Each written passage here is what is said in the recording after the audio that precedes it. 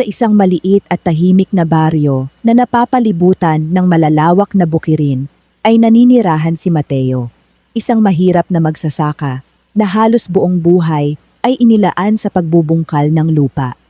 Bata pa lamang siya nang mamatay ang kanyang ama dahil sa matinding karamdaman. Naiwan siyang kasama ang kanyang ina na siyang nagturo sa kanya ng kasipagan, katapatan at pananampalataya. Lumipas ang maraming taon at yumao rin ang kanyang ina.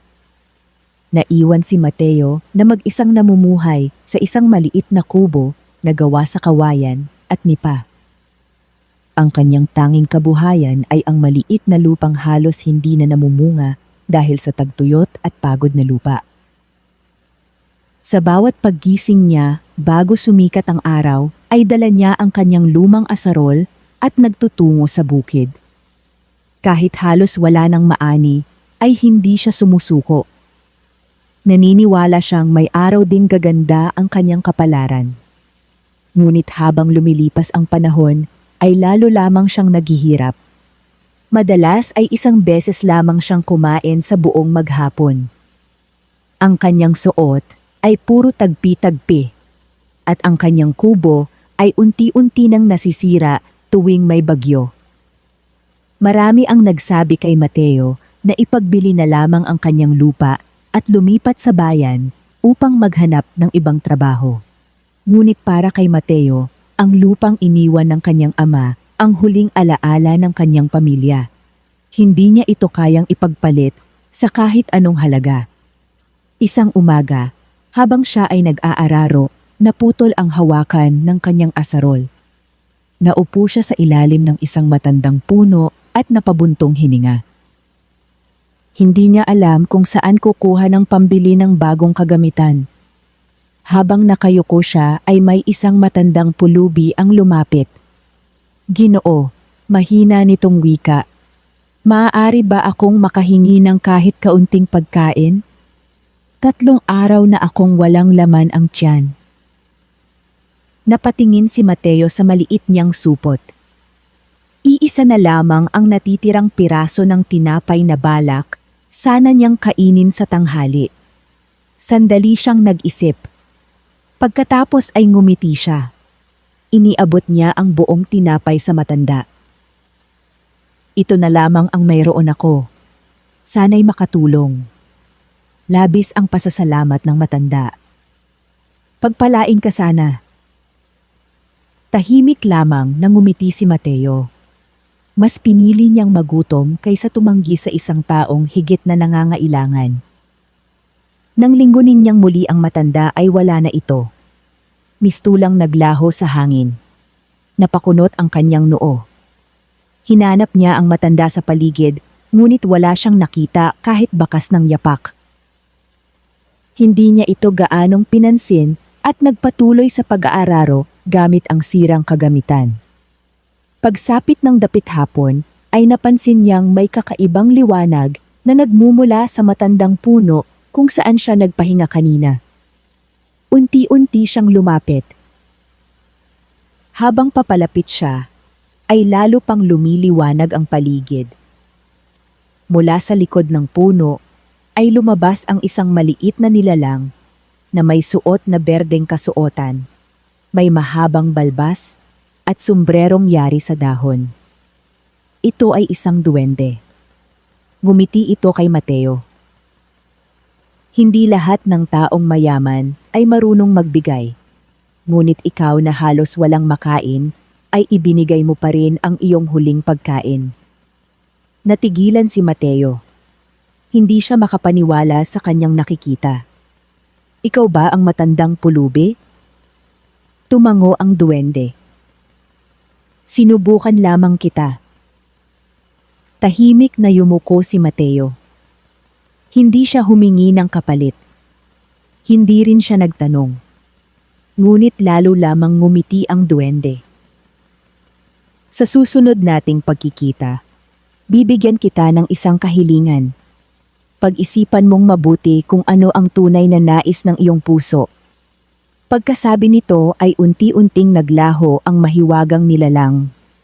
Naiwang mag-isa si Mateo habang pinagmamasdan ang unti-unting paglubog ng araw. Hindi niya alam kung panaginip lamang ba ang lahat o simula na iyon ng malaking pagbabagong magaganap sa kanyang buhay. Hindi nakatulog si Mateo ng gabing iyon. Paulit-ulit niyang naaalala ang sinabi ng mahiwagang duwende, isang kahilingan. Ano ang dapat niyang hilingin? Kayamanan? Palasyo? Maraming ginto? O walang katapusang pagkain? Kinabukasan ay bumalik siya sa kanyang bukid na tila walang nangyari. Patuloy siyang nagsikap, patuloy siyang nagtrabaho. Lumipas ang 3 araw.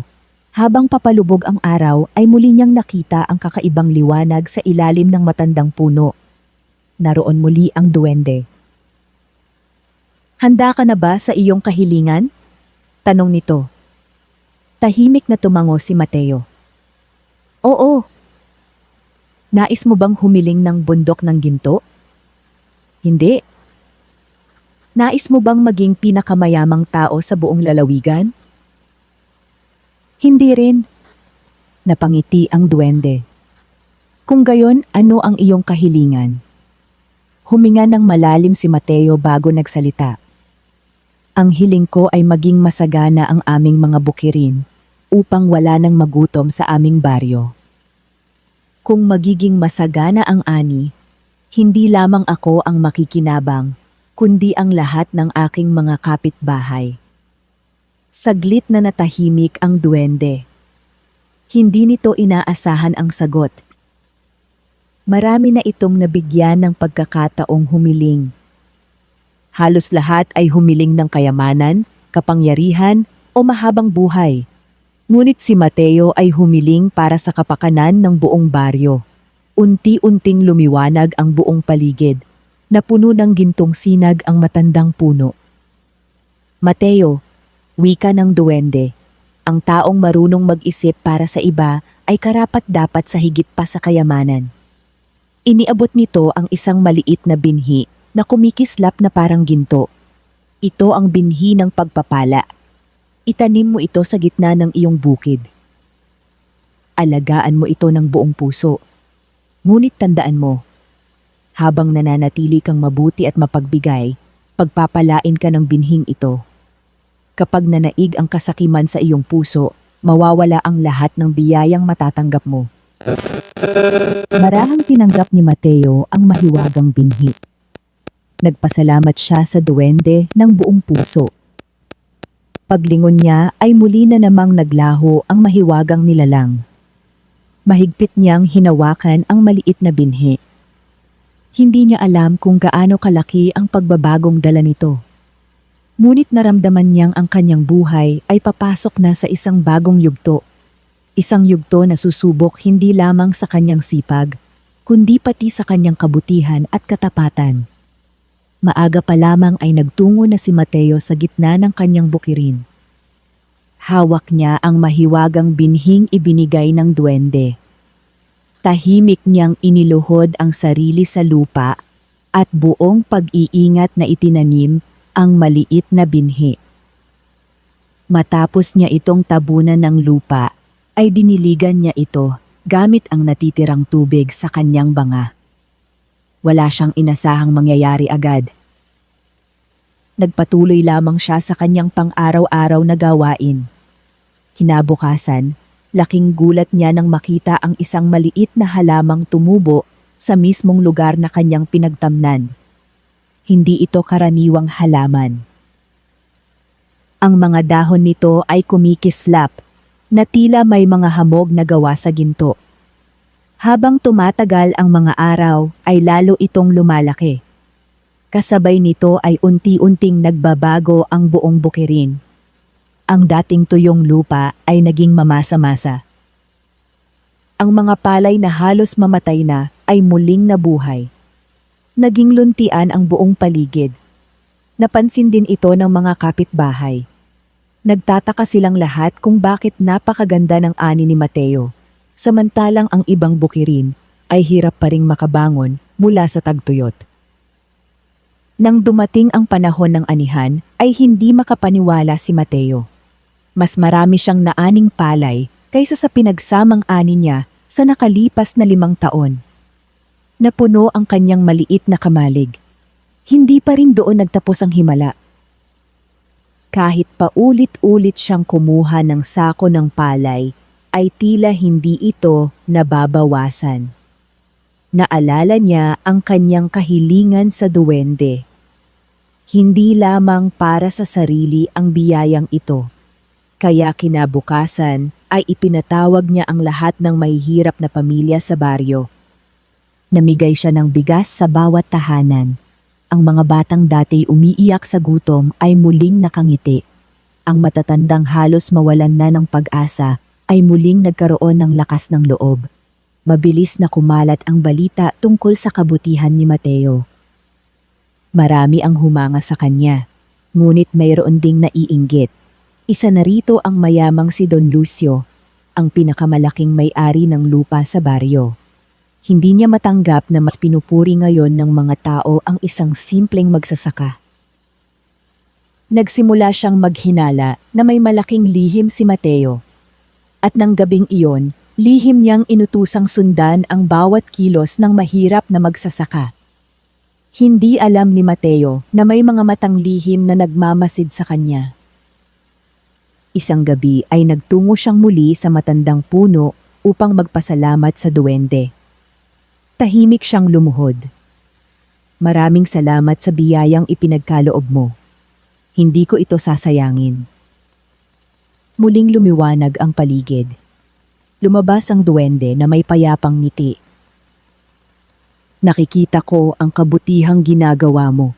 Dahil hindi ka naging sakim, lalo pang lalakas ang pagpapala sa iyong bukirin. Ngunit biglang nagbago ang mukha ng duwende. Nararamdaman kong may taong naghahangad na agawin ang biyayang ito. Nagulat si Mateo. Huwag kang matakot, sabi ng duwende. Ngunit tandaan mo, ang tunay na kayamanan ay hindi maaaring manakaw kung ang puso ng may-ari ay nananatiling dalisay. Habang nag-uusap sila ay may isang aninong nakasilip mula sa makapal na damuhan. Isa ito sa mga tauhan ni Don Lucio. Nakita nito ang duwende at narinig ang tungkol sa mahiwagang puno. Agad siyang tumakbo pabalik sa bahay ng kanyang amo upang isumbong ang lahat. Kinabukasan, galit na galit si Don Lucio. Kung ang mahiwagang puno ang dahilan ng pagyaman ni Mateo, gagawin niya ang lahat upang mapasa kamay ito. Hindi niya alintana kung may masasaktan o mapapahamak. Sa kanyang isip ay iisa lamang ang mahalaga. Ang kinin ang kapangyarihan ng mahiwagang puno at maging pinakamayamang tao sa buong lalawigan. Samantala, walang kaalam-alam si Mateo na isang malaking pagsubok ang unti-unti nang papalapit sa kanyang buhay. Hindi nag-aksaya ng panahon si Don Lucio. Nang sumapit ang hating gabi, isinama niya ang ilan sa kanyang mga tauhan at nagtungo sila sa bukirin ni Mateo. Tahimik nilang nilapitan ang matandang puno. Bitbit nila ang mga pala at itak, handang hukayin ang mahiwagang punong pinagmumulan ng pagpapala. Ngunit nang simulang hukayin ng unang tauhan ang lupa, biglang umihip ang napakalakas na hangin. Kumapal ang ulap at tila nawala ang liwanag ng buwan. Isa-isang namatay ang kanilang mga sulo. Nabalot ng makapal na hamog ang buong paligid. Hindi na nila makita ang isa't isa. Nataranta ang mga tauhan ni Don Lucio. May narinig silang maliliit na yabag at tila mahihinang tawanan mula sa kagubatan. Hindi nila alam kung saan ito nanggagaling. Bigla na lamang silang naligaw sa gitna ng bukirin kahit ilang ulit nilang sinubukang lumabas. Nang sumikat ang araw, saka lamang sila nakabalik sa daan. Pagod at takot na takot ang mga tauhan. Nang makita sila ni Don Lucio, ay galit na galit ito. "Wala kayong silbi!" sigaw niya. Ngunit hindi sumuko ang mayamang lalaki. Sa isip niya, mas malaking hukbo ang kailangan upang maagaw ang lihim ni Mateo. Samantala, Paggising ni Mateo ay napansin niyang may mga bakas ng paghuhukay sa paligid ng matandang puno. Agad niyang naunawaan na may nagtangkang nakawin ang biyaya. Kinagabihan ay muling nagpakita ang duwende. Sinubok nilang kunin ang pagpapala, sabi nito. Ngunit hindi nila ito makukuha sa dahas. Basta manatili kang tapat at mapagkumbaba, hindi ka pababayaan ng mahika ng kagubatan. Tahimik na tumango si Mateo. Hindi siya naghiganti. Sa halip ay ipinagdasal niyang magbago ang puso ni Don Lucio. Lumipas ang ilang araw at lalo pang naging masagana ang ani sa bukirin ni Mateo. Hindi lamang ang kanyang lupa ang naging mabunga. Unti-unti ring sumigla ang mga kalapit na bukirin. Natuwa ang buong baryo. Mas dumami ang pagkain at wala ng batang natutulog na gutom. Ngunit isang malaking bagyo ang biglang dumating. Malakas ang ulan at rumagasa ang baha. Maraming bahay ang nasira. Maraming magsasaka ang nawalan ng ani. Nang humupa ang bagyo ay agad na binuksan ni Mateo ang kanyang kamalig. Hindi niya inisip kung mauubusan siya. Namahagi siya ng bigas, gulay at mga buto ng pananim sa lahat ng naapektuhan. Maging ang pamilya ni Don Lucio, na nasiraan ng malaking bodega, ay pinadalhan niya ng pagkain. Nagulat si Don Lucio. Hindi niya inaasahang tutulungan siya ng taong nais niyang pagnakawan. Unti-unti siyang nakaramdam ng hiya. Samantala, nagpakita muli ang duwende kay Mateo. Ang taong marunong magpatawad ay higit na mayaman kaysa sa taong maraming ginto. Bilang gantimpala, iwinagayway ng duwende ang kanyang maliit na tungkod. Biglang namukadkad ang mahiwagang puno. Mula sa mga sanga nito ay umulan ng mga binhing may gintong liwanag. Hinangin ang mga ito sa iba't ibang bahagi ng baryo. Pagdating ng panahon ng pagtatanim, ang buong baryo ay naging luntian at masagana. Nagsimulang maunawaan ni Don Lucio na ang tunay na lihim ng pagpapala ay hindi ang mahiwagang puno, kundi ang pusong marunong magbahagi, magpatawad at gumawa ng kabutihan sa kapwa. Ngunit hindi pa tapos ang kanilang kwento. May mas malaking pagsubok pang darating na susukat sa katatagan ni Mateo at sa tunay na pagbabago ng puso ni Don Lucio. Lumipas ang maraming buwan at naging kilala ang baryo bilang pinakamayabong na lugar sa buong lalawigan. Dumayo ang mga mangangalakal upang bumili ng kanilang mga ani. Ang dating mahihirap na pamilya ay unti-unting nakaahon sa buhay. Si Mateo ay nanatiling simple. Naninirahan pa rin siya sa kanyang maliit na kubo at araw-araw pa ring nagbubungkal ng lupa. Hindi nagbago ang kanyang pag-uugali kahit dumami ang kanyang biyaya.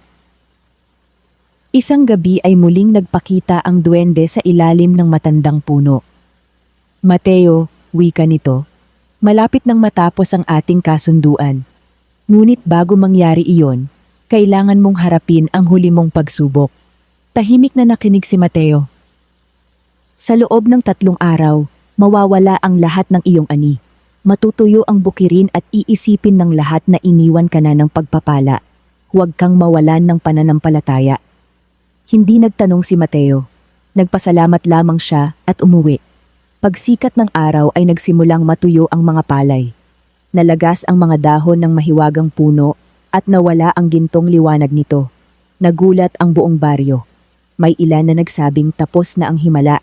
May ilan ding nagsimulang mag-alala na babalik muli ang gutom. Ngunit hindi nawala ng pag-asa si Mateo. Araw-araw pa rin niyang dinidiligan ang lupa. Patuloy pa rin siyang tumutulong sa mga nangangailangan gamit ang naipon niyang pagkain. Nakita ito ni Don Lucio. Lumapit siya kay Mateo at sinabi, "Kaibigan, hayaan mong ako naman ang tumulong sa'yo. Marami akong naitabi dahil sa mga itinuro mo sa amin." Tinanggap ni Mateo ang tulong nang may pasasalamat. Sa unang pagkakataon, nagtulungan ang dalawang dating magkaaway. Pagsapit ng 3 gabi ay muling lumiwanag ang matandang puno.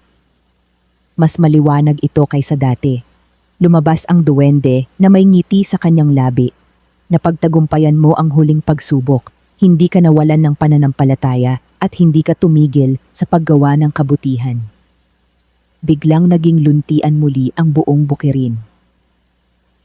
Mas masagana pa ito kaysa noong una. Napuno ng saya ang buong baryo. Muling nagsalita ang duwende. Mateo, dahil napatunayan mong karapat-dapat ka, bibigyan kita ng isa pang huling kahilingan. Ngumiti si Mateo. Hindi siya nagmadaling sumagot. Matagal siyang tumingin sa mga bukiring puno ng buhay, sa mga batang masayang naglalaro, at sa mga pamilyang muli nang may pagkain sa kanilang hapag. Pagkaraan ng ilang sandali ay nagsalita siya. Kung maaari, ito na ang huli kong hiling. Nais kong mawala na ang lahat ng mahika sa aming baryo kung natuto na kaming magsikap, magtulungan, at magbahaginan. Mas nais kong umunlad kami dahil sa aming kabutihan kaysa umasa habang buhay sa himala. Napangiti ang duwende. Iyan ang pinakadakilang kahilingang narinig ko. Iwinagayway nito ang kanyang maliit na tungkod.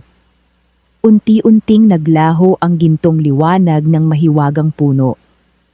Naging isang karaniwang matandang puno na lamang ito. Ngunit nanatiling mataba ang lupa at masagana ang mga bukirin dahil natuto na ang mga tao na magtulungan, mag-alaga ng kalikasan at magbahagi ng kanilang ani. Lumapit si Don Lucio kay Mateo. Humihingi ako ng tawad sa lahat ng aking kasakiman. Salamat sa pagpapatawad mo sa akin. Ngumiti si Mateo at inabot ang kanyang kamay. Mula noon ay naging tunay silang magkaibigan. At sa unang pagkakataon sa loob ng maraming taon, namuhay ang buong baryo ng may pagkakaisa, kasaganaan at kapayapaan. Hindi dahil sa mahika ng duwende, kundi dahil sa kabutihan ng isang mahirap na magsasakang piniling gamitin ang kanyang mga biyaya para sa kapakanan ng iba. Lumipas ang maraming taon. Ang dating mahirap na baryo ay naging kilala bilang isang lugar ng kasaganaan at pagkakaisa, hindi dahil sa kayamanan, kundi dahil sa pagtutulungan ng bawat pamilya. Si Mateo ay nanatiling mapagkumbaba. Hindi siya nagtayo ng malaking mansyon o bumili ng mamahaling kagamitan. Mas pinili niyang gamitin ang kanyang ipon upang magpagawa ng paaralan, balon at tulay para sa buong baryo.